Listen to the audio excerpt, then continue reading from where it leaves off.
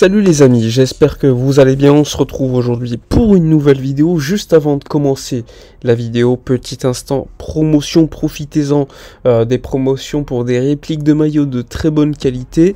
Je vous mets tous les détails dans la description. Vous avez l'opportunité de pouvoir avoir des maillots en plus de cela gratuits. Donc profitez-en, tous les détails en description. N'hésitez pas à venir m'en parler en message privé sur Instagram. Je répondrai avec plaisir à vos questions. Allons-y pour la vidéo de la journée, une vidéo qui va concerner le mercato. On va également parler du match dernier contre le Real Madrid, cette humiliation qui a fait donc prendre conscience à la direction et au club qu'il manquait encore beaucoup de choses. Bon, on le sait, le Barça avait des absents, Christensen, De Jong, Pedri, Dembélé. D'ailleurs, Christensen, Pedri devraient revenir d'ici 2 semaines, alors que Frenkie de Jong est attendu pour le prochain match. Dembélé, pour l'instant, devrait revenir la semaine prochaine. Donc ça, c'est les informations concernant les retours de blessures. Donc ces absents, quand même des joueurs qui sont importants dans l'équipe, et quand ils ne sont pas là tous en même temps, eh bien on voit que l'effectif n'est pas assez compétitif concernant les joueurs de banc. Ça, c'est un constat qui est très très clair. Kessie a fait un bon match, mais la vieille garde, Busquets, Sergi, Roberto, etc., quand ils ne sont pas entourés des autres top joueurs, on va dire, qui sont absents, eh bien c'est très vite compliqué pour eux. Ça, c'est un constat qui a été clair et qui est fait par le club. Maintenant, le club, qu'est-ce qu'il fait? Le club, encore une fois, je vais vous dresser la liste des joueurs qu'ils veulent et des postes qu'ils veulent renforcer avec des infos qui sont sorties assez intéressantes. Donc, le poste de défenseur central va être renforcé, vous le savez, j'ai sorti l'information il y a quelques semaines. Inigo Martinez signera au FC Barcelone l'été prochain. Alors je vous l'ai dit, pour moi c'est pas un problème parce que le poste de défenseur central est plutôt bien couvert avec Andreas Christensen, Koundé ou encore Jules Koundé, même si Jules Koundé, on a vu à ce poste de défenseur central droit, il n'était pas forcément à l'aise, en latéral droit plutôt. Donc le poste de défenseur central, on va dire, est plutôt bien rempli avec l'arrivée donc de Inigo Martinez en plus, qui va donc servir à jouer ces matchs de Liga pour faire tourner, etc. Donc c'est plutôt intéressant. Ensuite, autre poste que le Barça veut renforcer, il s'agit du poste de latéral droit. Et là, le poste de latéral droit, il fait beaucoup débat à Barcelone. Xavi, ce qu'il veut, lui, on l'a compris, c'est plutôt un défenseur droit défensif. Donc son favori, c'est Juan Foyth, le défenseur argentin qui joue aujourd'hui à Villarreal, qui est très bon défensivement, il n'y a pas de problème. Après, offensivement, on le sait, c'est pas sa qualité première, c'est un petit peu ce qu'on voit de toute façon avec Jules Koundé aujourd'hui.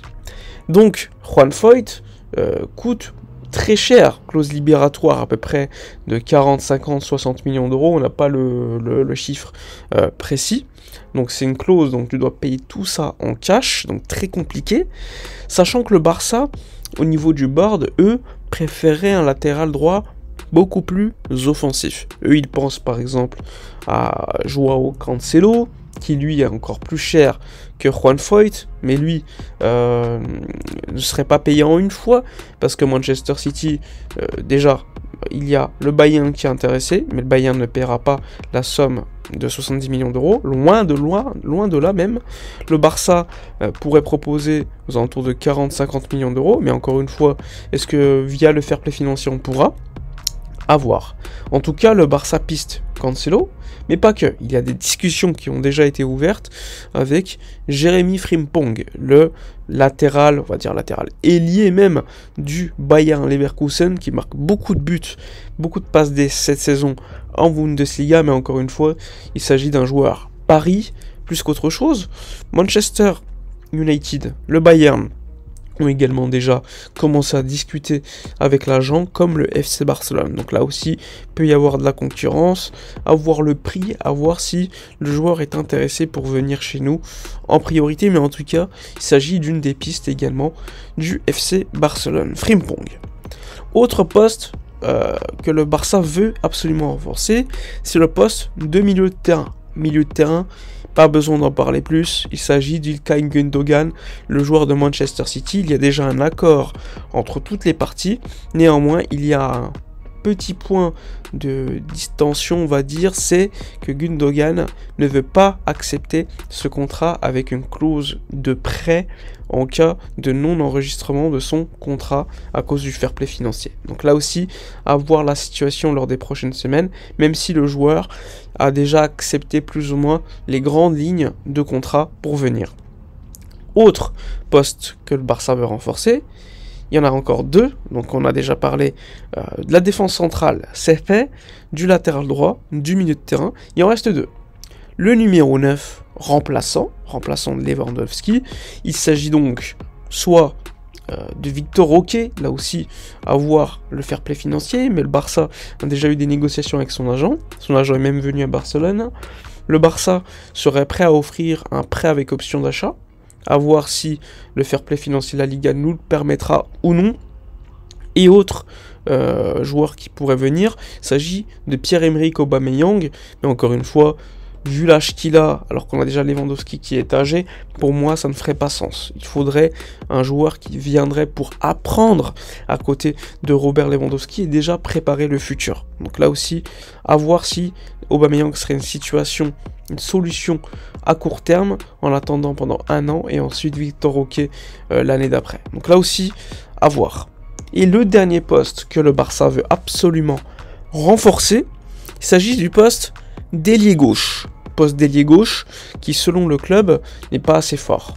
Et là, on peut être que d'accord avec eux, parce que cette saison, que ça soit Ansu Fati qui a joué parfois à ce poste, que ça soit parfois Dembélé qui joue au poste d'ailier gauche, il est beaucoup plus à l'aise à droite, que ce soit Rafinha qui est beaucoup plus à l'aise à droite également, eh bien ce poste d'ailier gauche manque d'un joueur confirmé. Ça c'est clair, et encore une fois on était obligé de jouer avec des milieux à ce poste, comme Gavi notamment.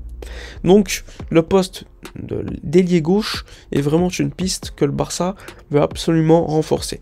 Mais encore une fois, c'est bien de vouloir te renforcer à des postes, mais pour moi, si tu veux te renforcer réellement, il faut que tu signes des joueurs confirmés. Et aujourd'hui, au niveau du mercato, c'est quand même très compliqué de trouver des joueurs confirmés à ces postes-là.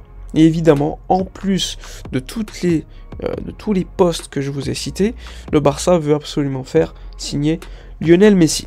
Donc on a fait le tour, mais tout cela dépendra évidemment du fair play financier de la Liga. D'ailleurs, la semaine prochaine, réunion capitale entre le Barça et la Liga pour en fait parler d'un plan pour le fair play financier, parce qu'il faut savoir que le Barça, ils le savent déjà, la Liga leur a proposé de faire un plan sur 2-3 ans pour expliquer comment ils vont baisser la masse salariale.